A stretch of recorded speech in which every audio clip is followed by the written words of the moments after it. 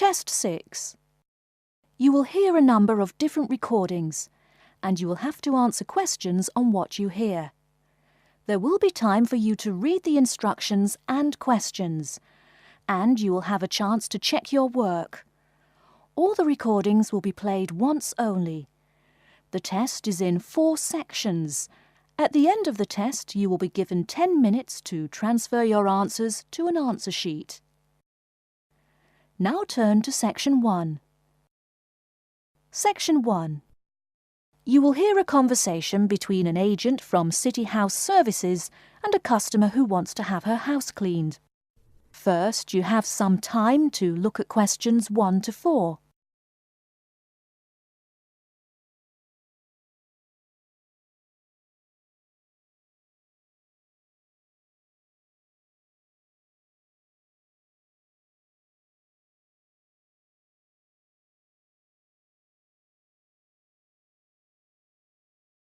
You will see that there is an example which has been done for you. On this occasion only, the conversation relating to this will be played first. Good morning, City House Services. How may I help you? Good morning. I'd like to arrange to have my house cleaned. Certainly. I just need to ask a few questions. First, could I take your name? Yes, it's Barbara Hill. The woman says that she is Barbara Hill, so Barbara Hill has been written in the space. Now we shall begin. You should answer the questions as you listen, because you will not hear the recording a second time. Listen carefully and answer questions 1 to 4. Good morning, City House Services. How may I help you? Good morning. I'd like to arrange to have my house cleaned. Certainly. I just need to ask a few questions. First, could I take your name? Yes, it's Barbara Hill. Thank you. Next, is your house in London?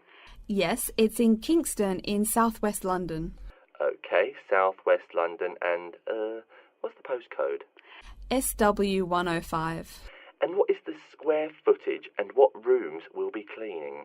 The whole house is 268 square feet, and there is no need to clean all the rooms. I only want to have my bedrooms cleaned. Okay. How many bedrooms does the house have? 3 bedrooms. Oh no, sorry, we used to have 3 bedrooms, but we only have 2 bedrooms now. Are those single bedrooms or doubles? Doubles. Fine, 2 doubles. There's one more room which needs cleaning. It was used as a bedroom before, and now we have converted it into an office. I understand. 3 rooms have got to be cleaned. And are all of those rooms upstairs? Yes. Then downstairs we have a kitchen diner, conservatory and lounge. The kitchen diner is quite large and has the usual equipment: cooker with oven, refrigerator, cupboards and worktops. The conservatory has a lot of plants, but there's no need to take care of them. The lounge has a leather 3-piece suite and a large coffee table. Thank you. And do you keep any pets? Yeah, I really love keeping them. I've got 2 dogs and 3 cats. Okay, then if our staff come over to offer the service, please take your pets away. Have you looked at our service packages? Yes, I have one in front of me. Excellent. Before you hear the rest of the conversation, you have some time to look at questions 5 to 10.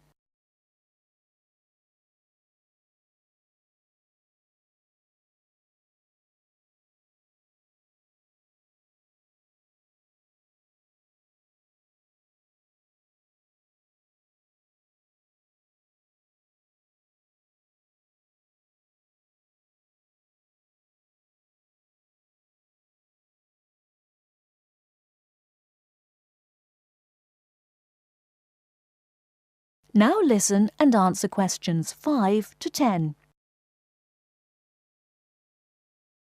Any extra services you need?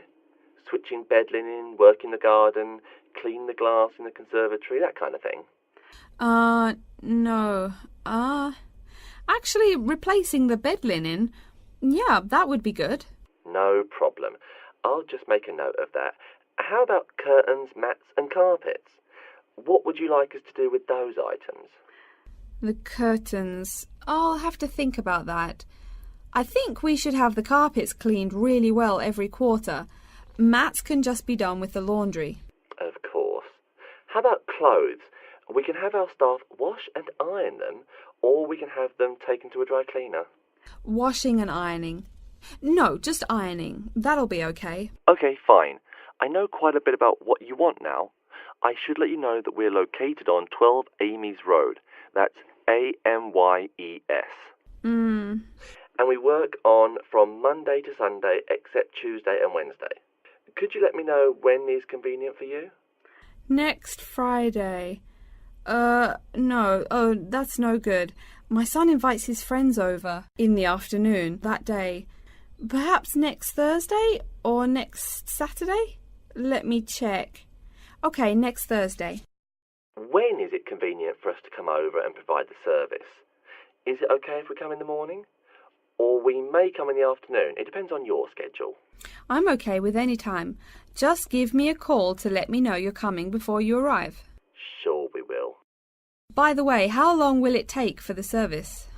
We usually work 1 to 3 hours for house cleaning, and the work will take 3 hours at most. And of course, if it takes more than 3 hours, you should pay extra for it. Fine. So, let me just do some calculations. That is the end of section 1. You now have half a minute to check your answers.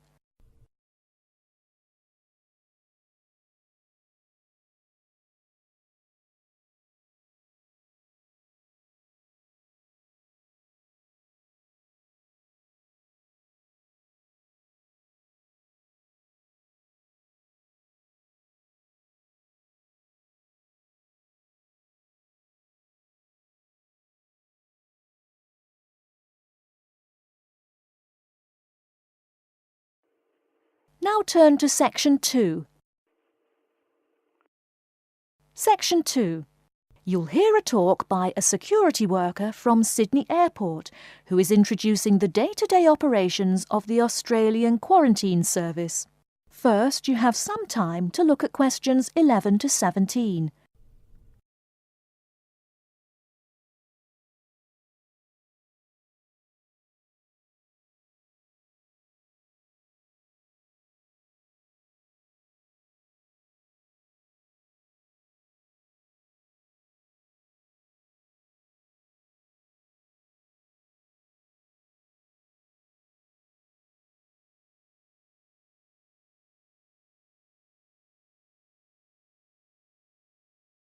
Now, listen carefully and answer questions 11 to 17.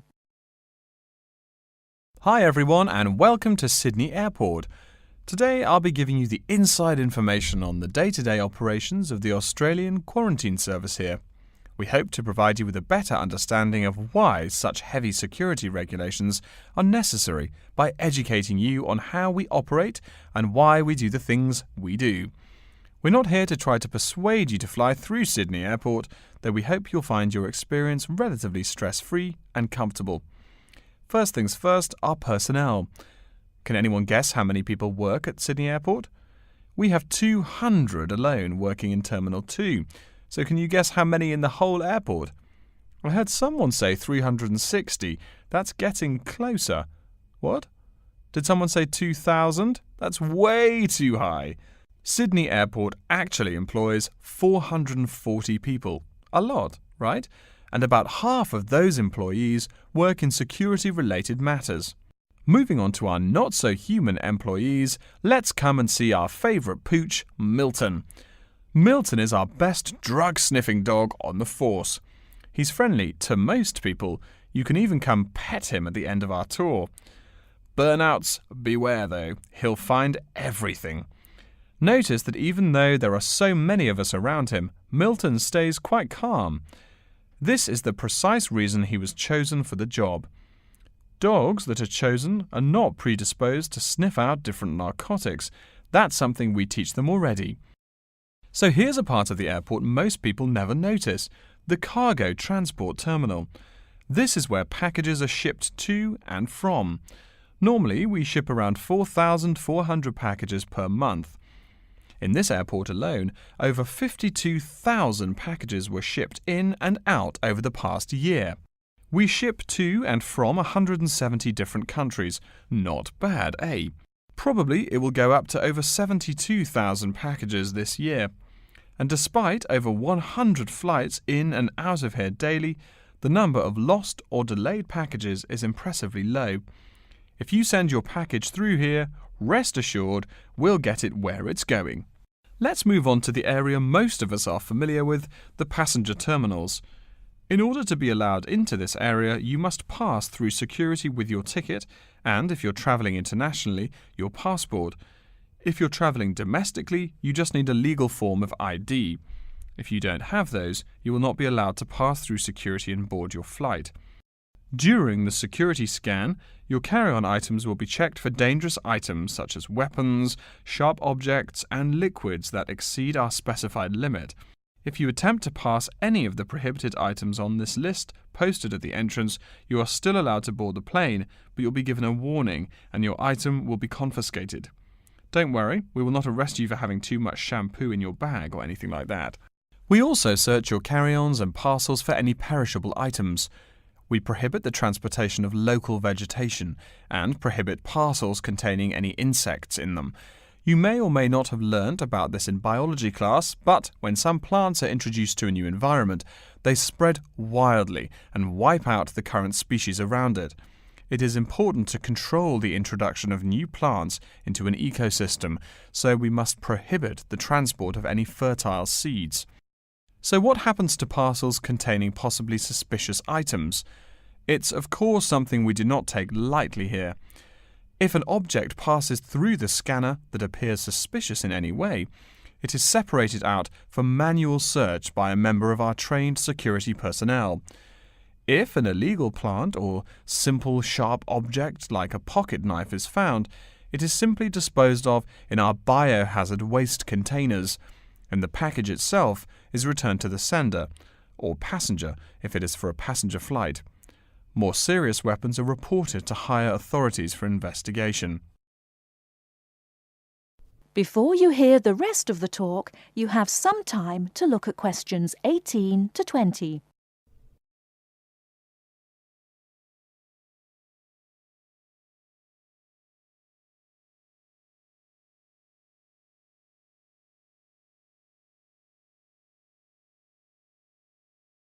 Now listen and answer questions 18 to 20.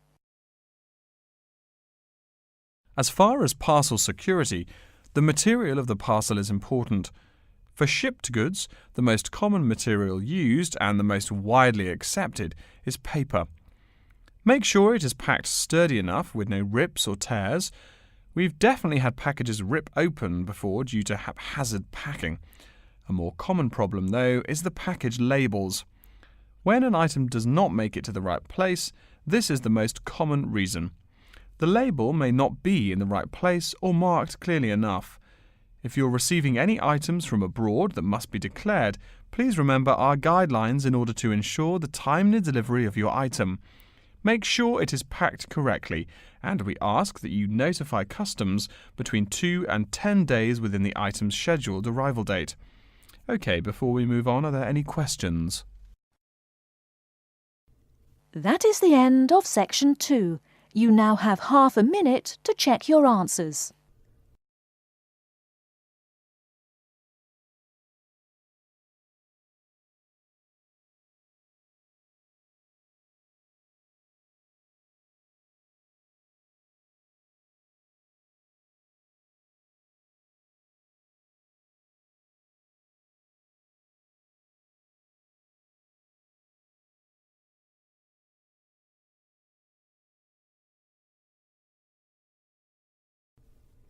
Now turn to section 3. Section 3. You will hear a librarian called Adam Smith talking to the students about how to use the facilities in the library. First, you have some time to look at questions 21 to 26.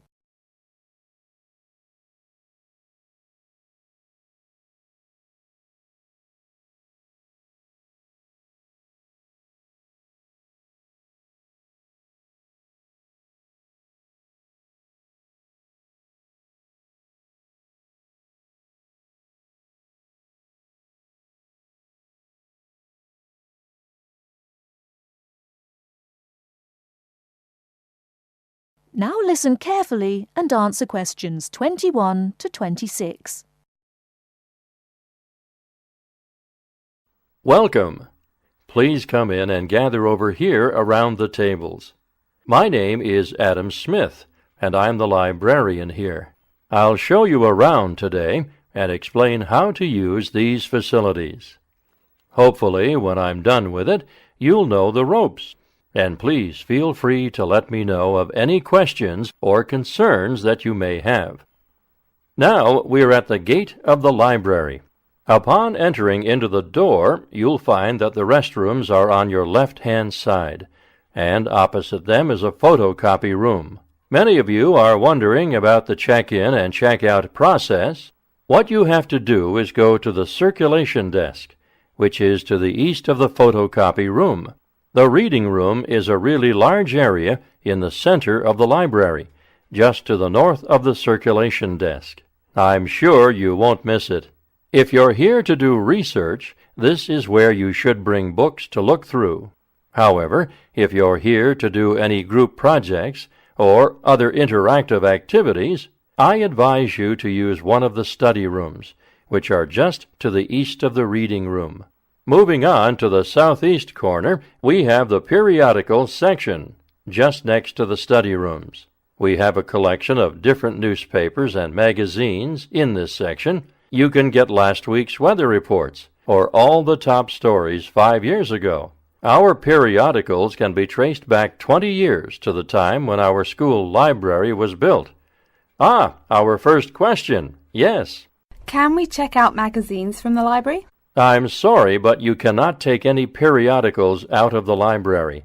You're welcome to read them for as long as you want while you're here, but you cannot check them out. I wonder if there is any place where we can get some food in the library. Do we have a store here? Of course. The Food Service Center is just meters away from the study rooms. It's on the northeast corner as you look at the map.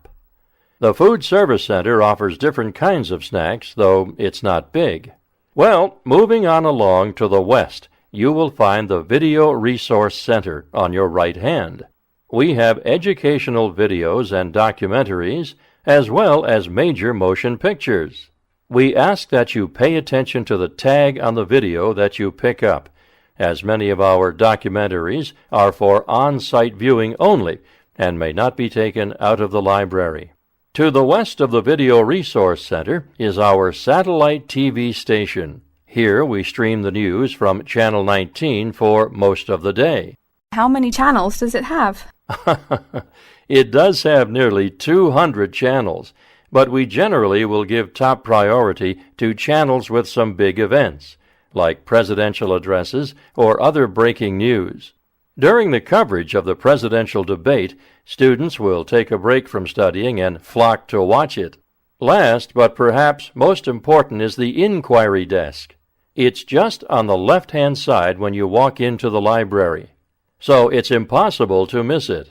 If you have any questions about how to use equipment or where to find something, come and ask the assistant. Don't be shy, because that's what they're here for. Before you hear the rest of the talk, you have some time to look at questions 27 to 30.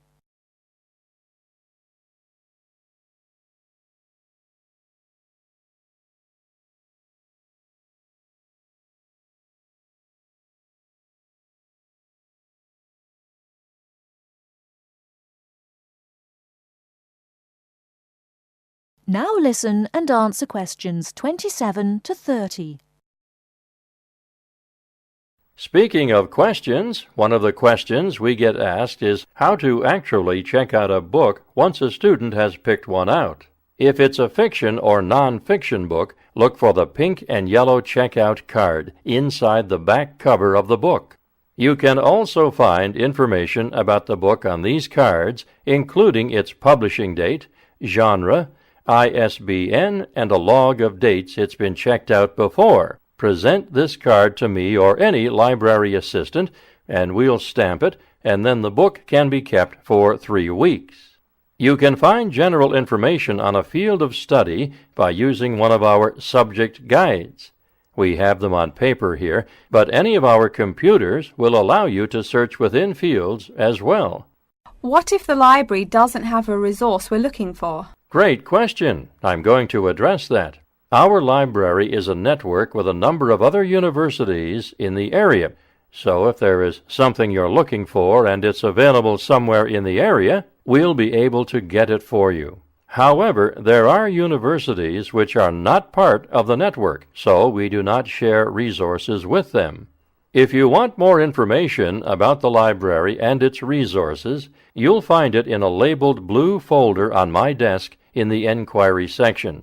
Okay, so that's a lot of information all at once, and I don't expect you to remember it all. The most important thing is please be respectful of the staff. And if you need help with anything at all, come and ask me or one of the assistants. All right. Any questions? That is the end of Section 3. You now have half a minute to check your answers.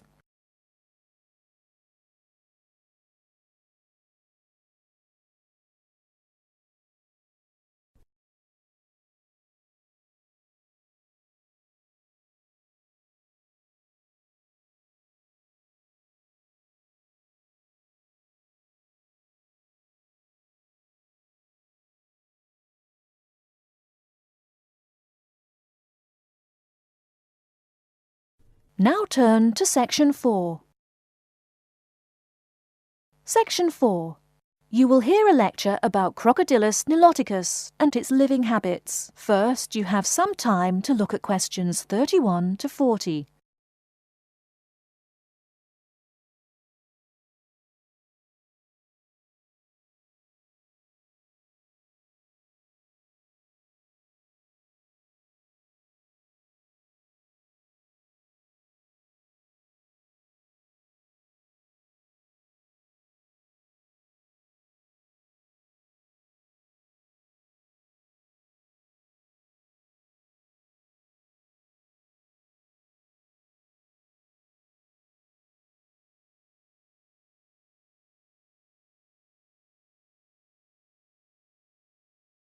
Now listen carefully and answer questions 31 to 40. Good morning.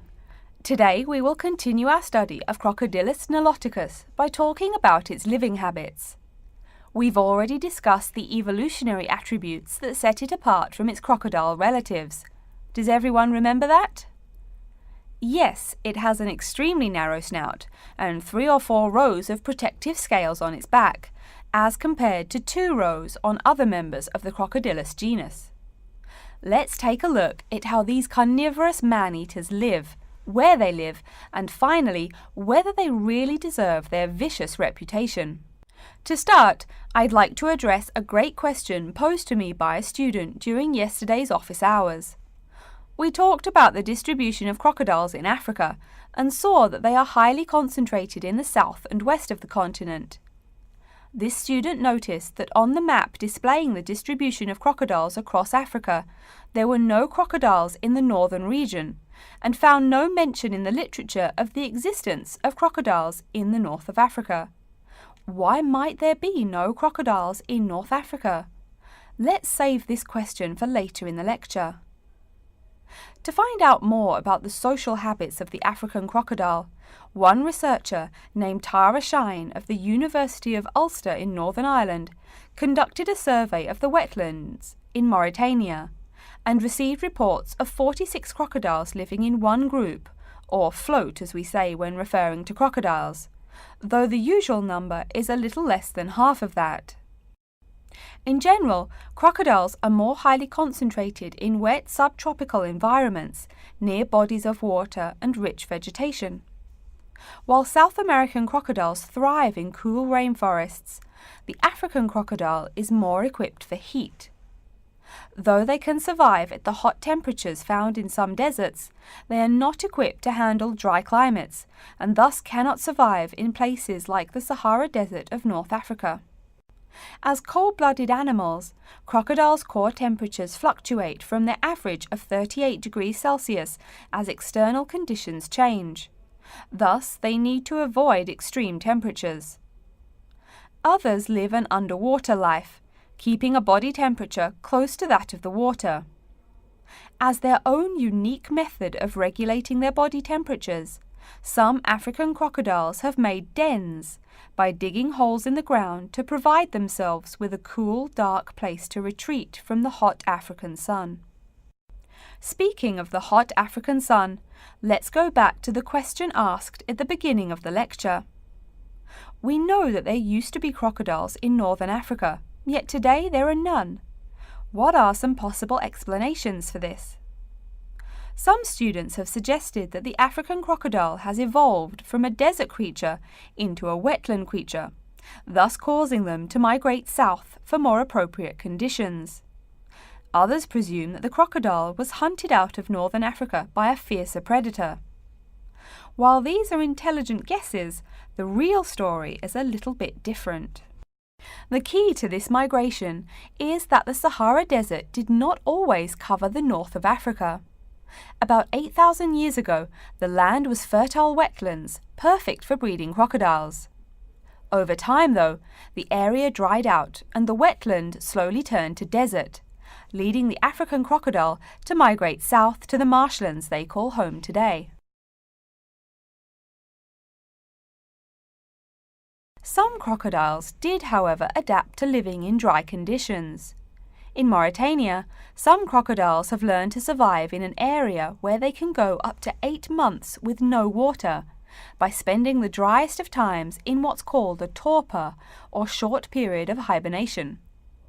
To utilize every bit of rainfall, these desert crocodiles dig underground caves that collect runoff, thus staying cool and hydrated. During the mating period in November and December, males attract females to their viciously protected territory through a number of behaviors that range from snapping their jaws all the way to sending infrasonic pulses through the water. Afterwards, the female digs a hole up to 60 centimeters in depth to store the eggs for an 80-day incubation period. The female protects these eggs during the period, and sometimes even helps crack the eggs with her snout at the end. These teeth-gnashing carnivores are softer than we think. Although these vicious creatures have attacked humans on a few occasions, the residents are not afraid of them. In fact, they show a great deal of reverence towards these wondrous creatures. Some say that crocodiles bring water to their habitat, so if they leave, they will bring the water with them. Obviously, this is not true, but it demonstrates the admiration the inhabiting people have for crocodiles. Generally, crocodiles do not predate on humans. They attack when humans populate the crocodile's habitat, instilling fear and uneasiness in the crocs. Like any other species, crocodiles are known to attack when feeling fear. There's still a lot more to be discovered about the African crocodile. Researchers want to know more about the population size, how many crocodiles inhabit Africa in all, how they form separate floats, etc. There is still also much to learn about migration patterns and relations to other populations of crocodiles now found in other parts of the world. Next time, we'll examine a few specific case studies of crocodile populations in southern Africa. That is the end of section 4. You now have half a minute to check your answers.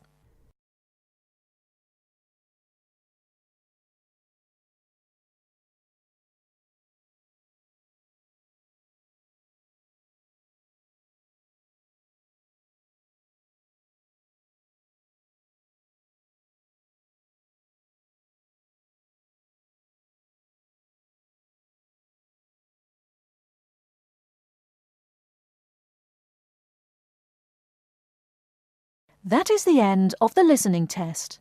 In the IELTS test, you will now have 10 minutes to transfer your answers to an answer sheet.